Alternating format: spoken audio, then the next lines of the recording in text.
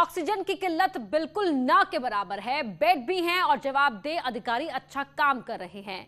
Corona के खिलाफ UP बेहतर तरीके से लड़ रहा है। अगर तीसरी लहर भी आ जाए तो यूपी संभाल लेगा, ये दावा है यूपी के मुख्यमंत्री योगी आदित्यनाथ का। पत्रकारों से बातचीत करते वक्त सीएम योगी ने कहा कि कुछ लोग अफवाह फैला रहे हैं। सीएम योगी के इन दावों को एक बार फिर सुनिए।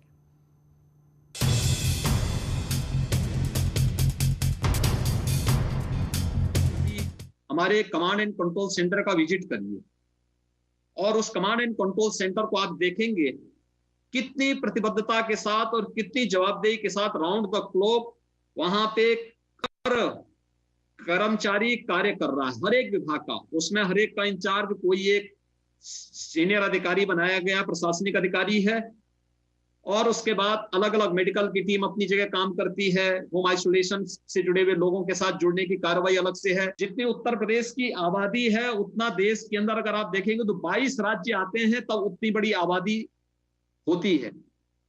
उस सब के बावजूद आपने देखा होगा ऑक्सीजन की क्राइसिस दिल्ली के अंदर है, यूपी के अंदर ना के बराबर है। और यूपी के अंदर वही लोग इस क्राइसिस को करने का प्रयास कर रहे हैं जिसके बारे में हमारे एक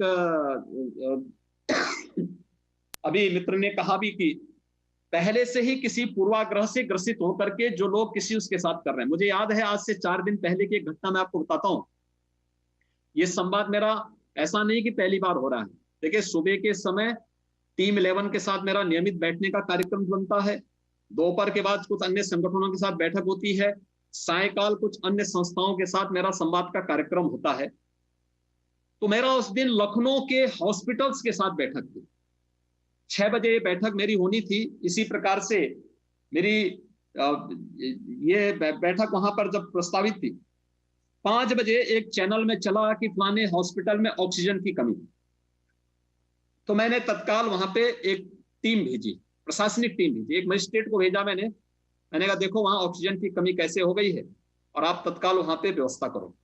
वो टीम वहां गई तो उनके पास पूरी ऑक्सीजन पूरा था। उसने मुझे, यानी बैठक के पहले पहले मुझे इसकी सूचना मेरे पास आ चुकी थी, अब ऑक्सीजन पूरा है। उन्होंने झूठी खबर दी। मैंने उसी समय फिर बैठक में पूछा उसके प्रबंधक को, मैंने कहा भाई आपके यहाँ से भी सूचना आ रही थी कि ऑक्सीजन की कमी है, लेकिन जब मजिस्ट्रेट गए तो ऑक्सीजन तो आपके यहाँ पूरी थी।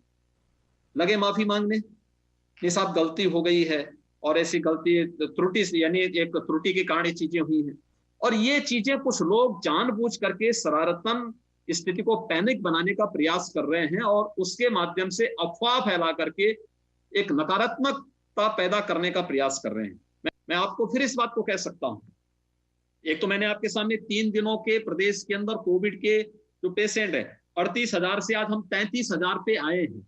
यानी ये लगातार लगभग 5,000 कोविड पॉजिटिव केसेस प्रदेश के अंदर पिछले 3 दिन के अंदर कम हुए हैं।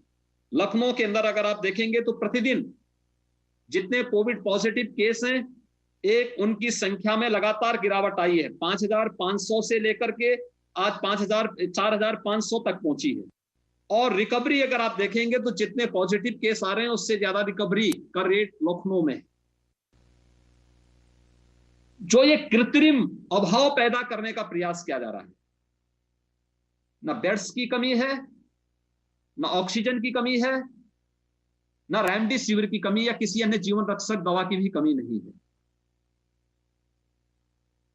ये कृत्रिम अभाव दिखाने का कुछ लोगों के द्वारा प्रयास और उसके माध्यम से अफवाह पैदा करके भगदड़ की स्थिति, क्योंकि जिन लोगों को प्रदेश में अव्यवस्था अराजकता पैदा करने का अवसर नहीं मिला, ये आपदा का काल है।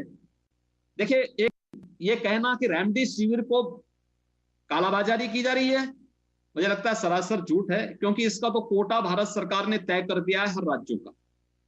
एक दूसरा, उत्तर प्रदेश के अंदर जितनी आवश्यकता है उतनी रेमडेसिविर हर एक जगह को और हर सरकारी हॉस्पिटल को उपलब्ध कराया जा रहा है। और हर प्राइवेट हॉस्पिटल को भी जिलाधिकारियों के उसमें जिलाधिकारी और सीएमओ की टीम के साथ इस बात के लिए आश्वस्त कर दिया, इस बात के लिए उन्हें दे दिया गया कि भाई हम रेमडेसिविर आपको कंपनियों के माध्यम से बांध रहे हैं, आप इसकी आपूर्ति करें।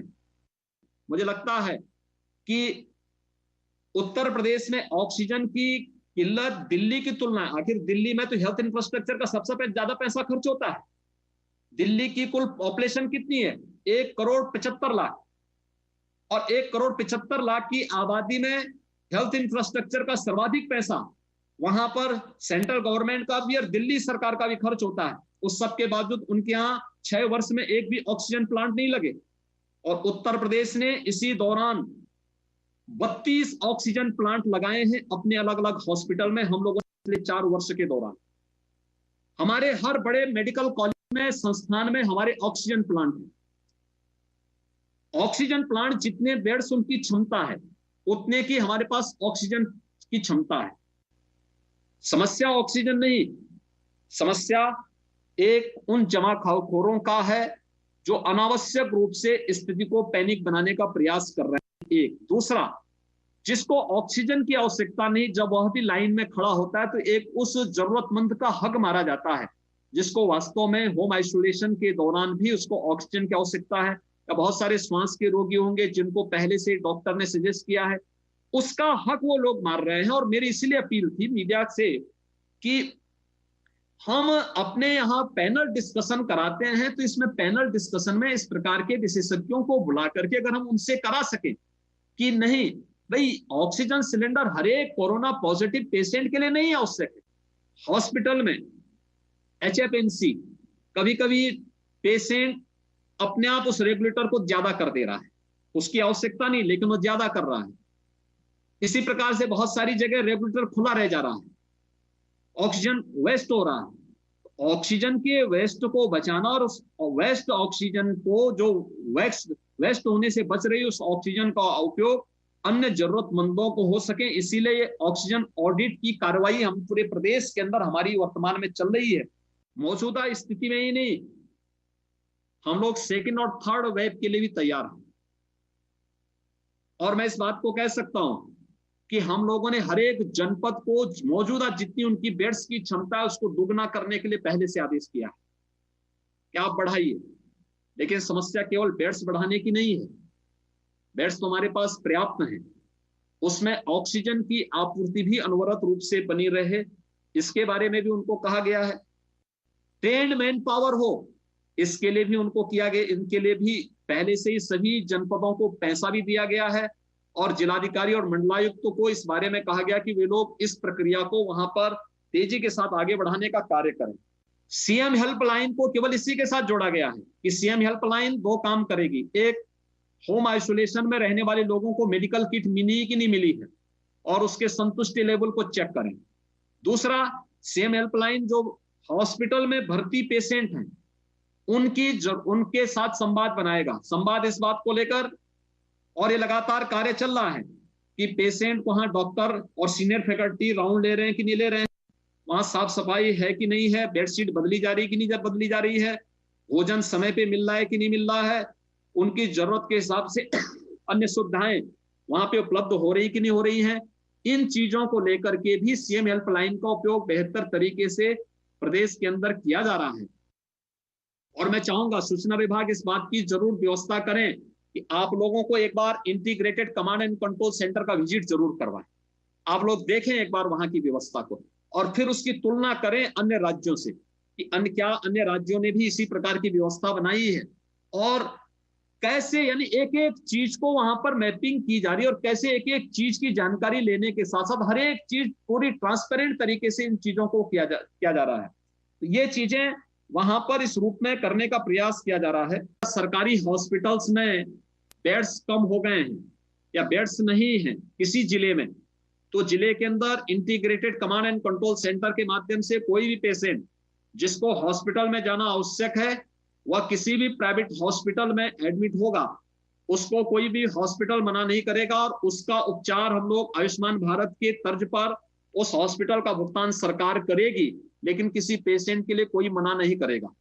दूसरा, लैब्स के बारे में, प्राइवेट हॉस्पिटल के लिए भी और लैब्स के बारे में भी, कि कोई भी जांच के लिए मना नहीं करेगा। अगर कोई व्यक्ति अपनी जांच नहीं करा पा रहा है सरकारी लैब्स में, उसको लगता है ज्यादा समय लग रहा है, एंटीजन टेस्ट के आधार पर भी एडमिशन की व्यवस्था हमने अनिवार्य कर दी है। दूसरा, ये भी व्यवस्था की है कि अगर कोई व्यक्ति प्राइवेट लैब्स में भी अगर सरकारी लैब में उसका ज्यादा वेटिंग आने की संभावना है तो वह प्राइवेट लैब्स में अपना उपचार कर ले, सरकार उसका भुगतान करने जा रही है। जब कोरोना के मामले आए थे, प्रदेश के 36 जनपद ऐसे थे जहां आईसीयू के एक भी बेड नहीं थे। आज हमारे पास हर जनपद में आईसीयू के बेड्स उपलब्ध हैं, वहां पे आईसीयू मौजूद है, उनके पास वेंटिलेटर मौजूद है, एचएफएनसी मौजूद है, उनकी ट्रेनिंग के कार्यक्रम पहले से संपन्न हो चुके हैं।